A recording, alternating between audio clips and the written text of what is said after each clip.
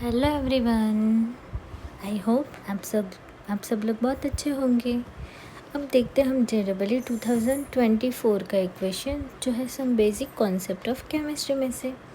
Question कुछ इस प्रकार से है, 0.05 centimetre thick coating of silver is deposited on a plate of 0.05 metre square area. The number of silver atom deposited on plate are blank into 10⁻23. देखो ये question में हमें क्या पूछा है कि सिल्वर के ऊपर कोटिंग किए हुआ है थिक वाला, वो कितने सेंटीमीटर का है? 0.05 सेंटीमीटर का है। ठीक है, तो हमें पूछा है कि उसमें कितने एरिया में कोटिंग किया है? 0.05 मीटर स्क्वायर में। तो हमें ऐसा पूछा है कि जो सिल्वर एटम का डिपोजिशन है प्लेट में वो कितना होगा। ठीक है, इसके लिए हमें क्या गिवन है? यहाँ पे सिल्वर का मास गिवन है एंड डेंसिटी गिवन है। तो अब देखते हैं उसका सॉल्यूशन। तो देखो सबसे पहले हम क्या करेंगे कि जो क्वेश्चन है उसको अच्छे से रीड करेंगे और क्या गिवन है वो हम देखेंगे।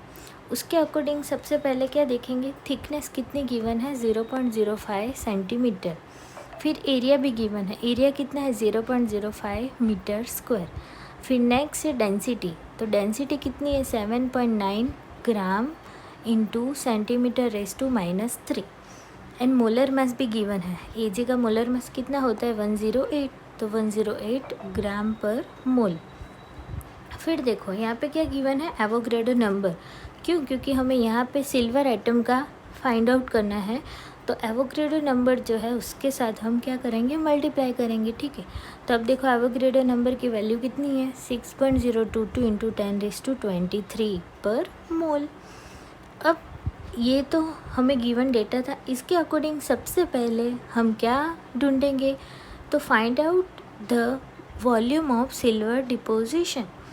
क्योंकि यहाँ पे हमें वॉल्यूम गिवन है, मतलब डेंसिटी गिवन है, तो उसके अकॉर्डिंग हम पहले क्या फाइंड आउट करेंगे? वॉल्यूम। तो volume V is equal to क्या होता है? एरिया इंटू थिकनेस, ये फॉर्मूला है।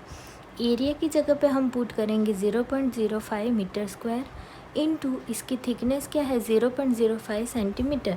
तब ये दोनों को जैसे मल्टीप्लाई करेंगे तो आंसर क्या आएगा? 5 5 25 और 2 0 है तो 2 0.0 0.0025 मीटर स्क्वायर इंटू सेंटीमीटर। अब क्या हुआ, ये किस में है? सेंटीमीटर में। तो हमें क्या करना होगा? अगर 1 मीटर का कन्वर्जन करते तो 1 मीटर मतलब क्या होता है? 100 सेंटीमीटर। तो 100 सेंटीमीटर का स्क्वायर होगा, मतलब क्या होगा? 10⁻4 सेंटीमीटर स्क्वायर। फिर से 10⁻4 सेंटीमीटर स्क्वायर। तो ये हमने जो फाइंड आउट किया था उसके अकॉर्डिंग बाद में हमें क्या फाइंड आउट करना होगा कि जो मास होता है वो कितना होगा सिल्वर का। ठीक है, तो अब हमें पता है मास एंड वॉल्यूम दोनों के कॉम्बिनेशन वाली कौन सी फॉर्मूला है? D, मतलब डेंसिटी। तो अब देखो हमें फाइंड आउट क्या करना है? मास फाइंड आउट करना है। तो मास इज इक्वल टू क्या होगा? D into V। तो डेंसिटी जो हमें क्वेश्चन में ऑलरेडी गिवन है 7.9 ग्राम पर सेंटीमीटर क्यूब।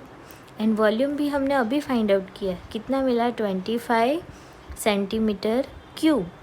कैसे आया वो समझ में आया ना? ये जो नीचे मेथड सॉल्व किया ना उसके अकॉर्डिंग मीटर का कन्वर्जन किया सेंटीमीटर में, तो क्या हुआ? 25 सेंटीमीटर क्यूब। अब जब ये दोनों को हम मल्टीप्लाई करेंगे तो हमें आंसर क्या मिलेगा? 197.5 ग्राम ऑफ सिल्वर, मतलब सिल्वर का मास। तब जब हमें मास मिल गया, मोलर मास जो ऑलरेडी हमें क्वेश्चन में गिवन है, तो ये दोनों का प्लस करके हम क्या फाइंड आउट करेंगे? मोल्स। तो देखो ये दोनों का यूज़ करेंगे, moles is equal to mass divided by molar मास।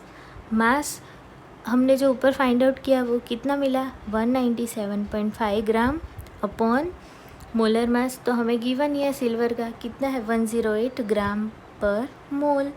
तो ये दोनों को हम डिवाइड करेंगे तो हमें आंसर क्या मिलेगा? 1.8287 मोल।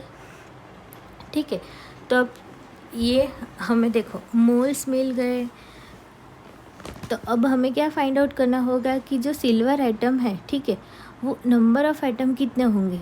तो मैंने क्या बोला था आपको स्टार्टिंग में, जो हमें आंसर मिलेगा उसको हम क्या करेंगे, number of silver atom is equal to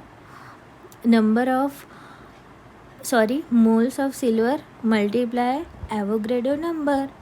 तो हमें क्या मिलेगा, नंबर ऑफ एटम मिलेगा।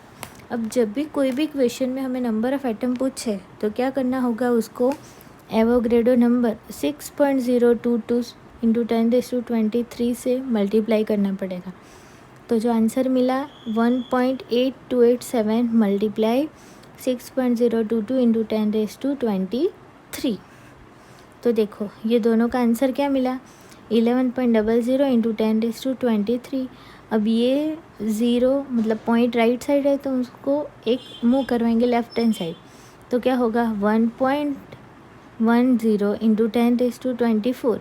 अब हमें ये करने की ज़रूरत क्यों पड़ी, क्योंकि देखो क्वेश्चन में क्या गिवन है, 23 में आंसर लाना है, लेकिन हम 23 एंड 24 दोनों में आंसर लिखेंगे, ठीक है। तो अब जब 23 की बात आई तो देखो 1.10 इंटू 10⁻24 है। अगर जो हमें आंसर मिला था उसमें भी सिमिलर था, एक point right hand side move करवाएंगे तो क्या आंसर मिलेगा, 11 इंटू 10⁻23। तो 10⁻23 तो हमें आंसर में गिवन है, यहाँ पे क्या आएगा 1111। तो यहाँ पे हमारा क्वेश्चन कंप्लीट होता है। Thank you everyone.